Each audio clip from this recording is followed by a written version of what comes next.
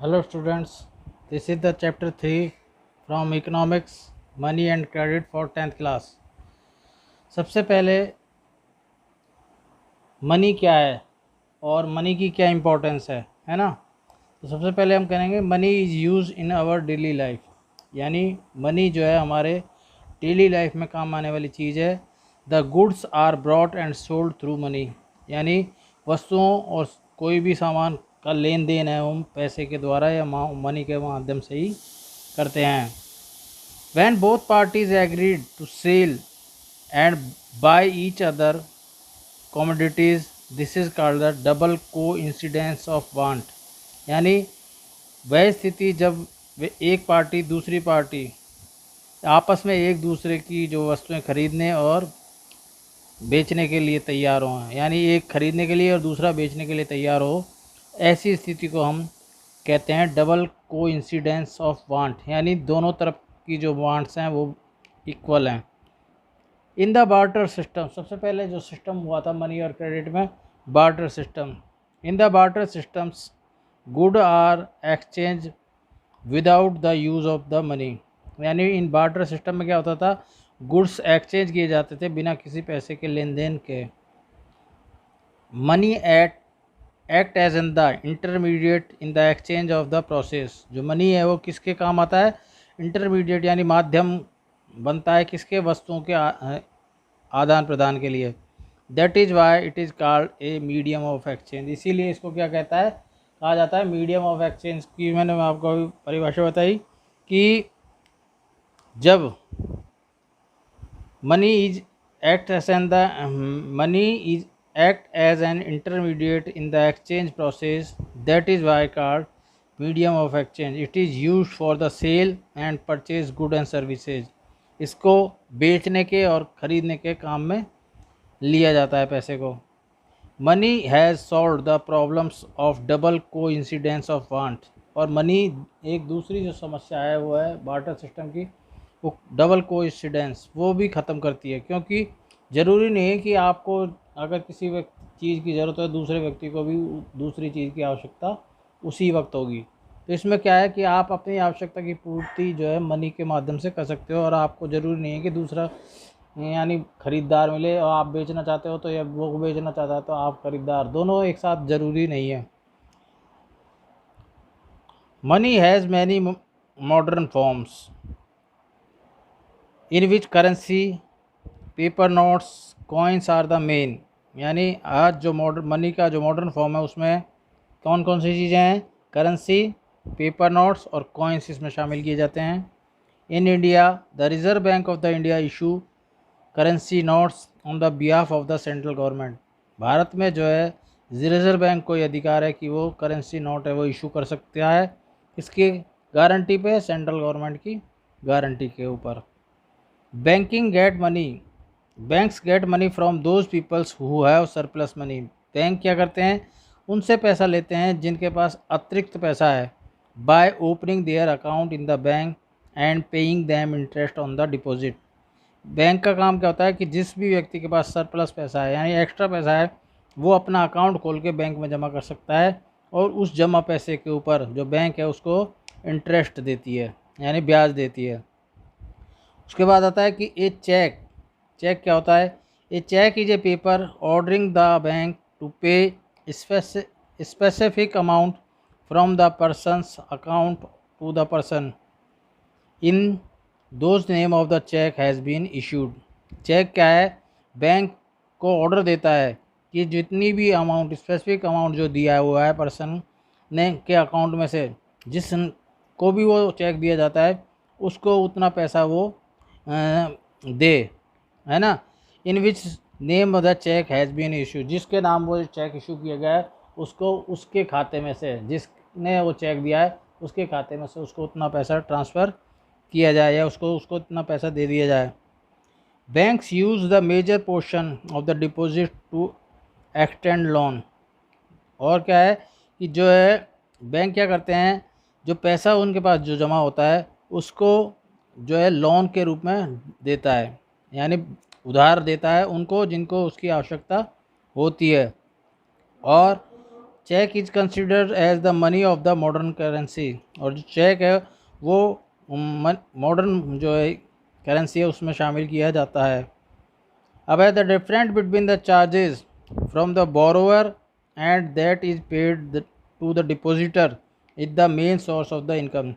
यानी बैंक की जो इनकम है उसका सोर्स क्या है कि बैंक क्या करती है, जो हम पैसे जमा करते हैं उसके ऊपर हमको इंटरेस्ट देती है, लेकिन उसी पैसे को वो दूसरे व्यक्तियों को उधार देती है, उनको उससे ज़्यादा ब्याज पे लोन देती है। यानी अगर हमको बैंक 100 रुपये जमा करने पे 5 रुपये देती है ब्याज के, तो जब कोई लोन लेगा तो उसको कम से कम 10 रुपये देगी, यानी 100 रुपये पे 10 रुपये उससे वसूल करेगी, और जो हम पैसे जमा करा रहे हैं उसके ऊपर वो 5 रुपये देती है। तो ये जो डिफरेंस है, यानी उधार देने वाले इंटरेस्ट के ऊपर जो उधार दिया जाए उस पर क्या इतना इंटरेस्ट वसूल करती है बैंक, प्लस हमें जो इंटरेस्ट देती है, उनके बीच का जो डिफरेंस है वो इस बैंक की सोर्स ऑफ इनकम होती है। उसके बाद आता है कि bank charge a higher interest rate on the loan than what they give on deposits. यानी जो लोन रेट होता है, लोन का जो इंटरेस्ट होता है वो ज़्यादा होता है, और जो हमारे डिपॉजिट्स पे दिया जाता है वो कम होता है। इन the rural area the main demand of the credit is for crop production. ग्रामीण क्षेत्र में जो पैसे की ज़रूरत होती है वो फसल उगाने के काम में आती है, कल्टीवेशन के या क्रॉप प्रोडक्शन में के लिए लोन लिया जाता है। Every loan agreement specific and interest rate which the borrower must pay to the lender along with the repayment of the principal. यानी जो भी उधार दी जाती है उसके साथ ये एग्रीमेंट किया जाता है कि कितना परसेंट तो उसके ऊपर रेट ऑफ इंटरेस्ट लगेगा। बोरोवर को जो है, जब उधार जो ले रहा है और जिससे वो ले रहा है उसको ये पता होता है कि अगर मैं आपको पैसे उधार दे रहा हूँ, चाहे वो बैंक हो या कोई कोऑपरेटिव सोसाइटी हो या किसी फ्रेंड से ले रहे हो, तो वो बता देता है कि भाई इतने पैसे के ऊपर इतने परसेंट जो है आपको ब्याज देना पड़ेगा। और इसके अलावा रीपेमेंट का भी उसको बताया जाता है, भाई आप अपना जो पैसा है लोन ले रहे हो वो कब चुकाओगे, और जो उसके साथ साथ आपको यानी मूलधन जो बेसिक है प्रिंसिपल है वो भी देना पड़ेगा, और उसके ऊपर रेट ऑफ जो इंटरेस्ट है वो भी आपको पे करना पड़ेगा। दोनों चीज़ें आपको उसके ऊपर पे करनी पड़ेंगी, यानी मूलधन प्लस ब्याज। उसके बाद आता है कि the cooperative societies are the other important source of the cheap credit in the rural area besides bank. और ग्रामीण क्षेत्रों में जो है सस्ता लोन पाने का जो साधन है वो कोऑपरेटिव सोसाइटीज़ होती हैं, जो उन किसानों को उधार देती हैं। In the various types of the loans are classified in the 2 groups. जो लोन है, जो क्रेडिट है वो 2 तरीके से जो है 2 भागों में हम बांट सकते हैं। एक तो फॉर्मल सेक्टर लोन्स और एक इनफॉर्मल सेक्टर लोन, है ना। The loans of the bank and the cooperative societies are the group or the age as formal sector loan. यानी जो पैसा बैंक से कोऑपरेटिव सोसाइटीज़ से लिया जाता है वो तो फॉर्मल सेक्टर कहलाता है, बैंकों से और कोऑपरेटिव सोसाइटी से लिया हुआ जो लोन है वो फॉर्मल सेक्टर कहलाता है। और इनफॉर्मल सेक्टर के लोन को हम उसमें शामिल करते हैं जो पैसा हम मनी लेंडर से, ट्रेडर से, एम्प्लॉयर से, रिलेटिव से या फ्रेंड्स से लेते हैं, वो इनफॉर्मल सेक्टर के लोन कहलाते हैं। इन आवर कंट्री, हमारे देश में जो है रिज़र्व बैंक ऑफ इंडिया वो सुपरवाइज करती है the functioning of the formal source of the loan. यानी जो फॉर्मल सेक्टर है उसको सुपरवाइज करने का अधिकार हमारे देश में केवल रिज़र्व बैंक ऑफ इंडिया को ही है। There is no organisation which supervise the credit activities of the lenders in the informal loan sector. जो इनफॉर्मल सेक्टर्स के जो लोन दिए जाते हैं उनको सुपरवाइज करने की कोई भी हमारे यहाँ संस्था अभी तक नहीं है। At the present only the rich gate loans from the formal sector. आज भी हमारे यहाँ जो फॉर्मल सेक्टर से जो लोन लिया जाता है वो ज़्यादातर अमीर लोग लेते हैं, while the poor has depends on the informal sector. और जो गरीब लोग हैं वो आज भी हमारे लोन के लिए इनफॉर्मल सेक्टर के ऊपर डिपेंड करते हैं। अब है self help group helps the borrower overcomes the problem of the lack of the collateral.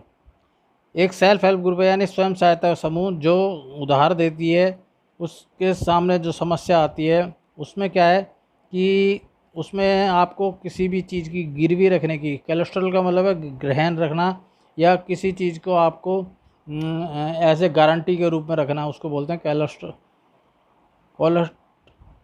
Collateral, है ना। Self help group basically save money of their own members and the members can take loan from the money to meet his और her needs.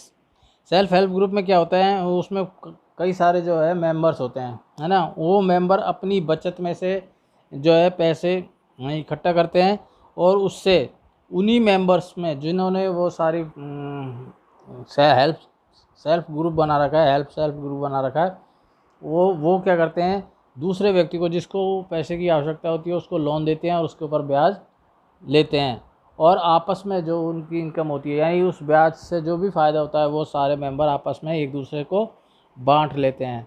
तो ये इस chapter का एक तरीके से आपको मैंने पूरा समराइज़ कर दिया है। अब है कि इसको किस तरीके से हम जो है क्लासीफाई करें, है ना। तो मैं ये बता रहा था कि फॉर्मल सेक्टर और इनफॉर्मल सेक्टर, एक तो ये आता है difference between the formal sector and the informal sector. तो फॉर्मल सेक्टर्स में जो है उसके फीचर्स क्या हैं, उसके एडवांटेज क्या हैं, और इनफॉर्मल सेक्टर है उसके फीचर्स और एडवांटेज और डिसएडवांटेज क्या हैं। फॉर्मल सेक्टर में जो उसके टाइप्स हैं वो कहाँ से, फॉर्मल सेक्टर बैंक या कोऑपरेटिव सोसाइटी से हम लोन प्राप्त करते हैं। फीचर्स में होता है कि फॉर्मल सेक्टर से जो लोन होते हैं वो लो रेट ऑफ इंटरेस्ट होते हैं, इजी रीपेमेंट होता है, और डॉक्यूमेंटेशन रिक्वायर्ड होती है, उसमें पेपरों की कार्रवाई ज़रूरी है।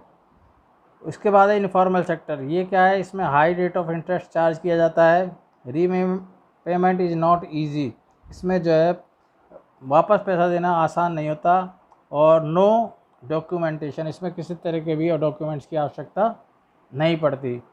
इसमें क्या है, इसके फीचर्स क्या हैं, इसमें कहाँ कहाँ से हम लेते हैं, मनी लेंडर से, फ्रेंड से, ट्रेडर से और रिलेटिव से जो है हम पैसा ले सकते हैं।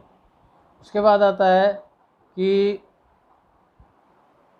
टर्म्स ऑफ द क्रेडिट, यानी आप उधार लेते हो उसके लिए क्या क्या आवश्यकता है। एक तो है कोलेट्रल, कोलेट्रल का मतलब है कि आप गारंटी के रूप में क्या रख रहे हो। दूसरा है डॉक्यूमेंटेशन, यानी आप अपने जो है घर के, दुकान के या किसी भी चीज़ के जो है डॉक्यूमेंट्स हैं, कागज़ हैं, वो रख सकते हो।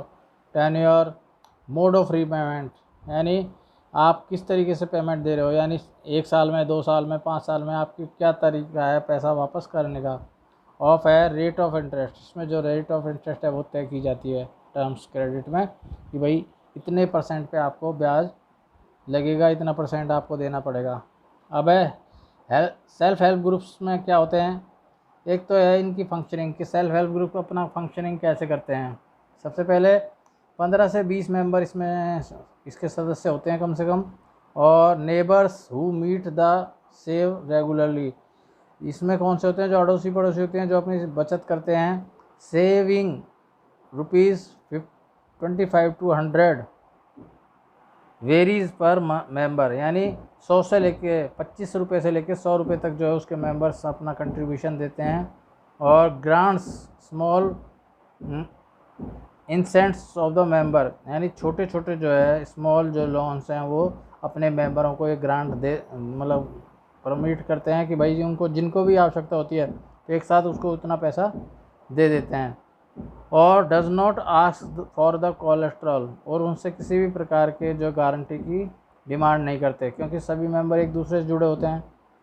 Any no repayment is seriously forced up by the member, और उसके ऊपर ज़बरदस्ती नहीं की जाती कि आपको पैसा दिया जाता है, वो अपनी सुविधा के हिसाब से वो पैसा उसमें चुकाता रहता है।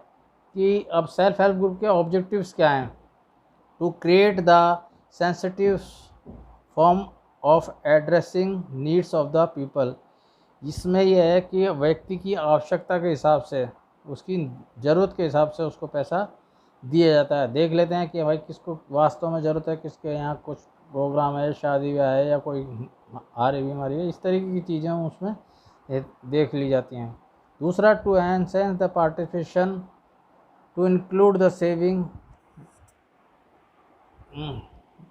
बाइट्स, है ना, उसमें उसकी कितनी बचत है।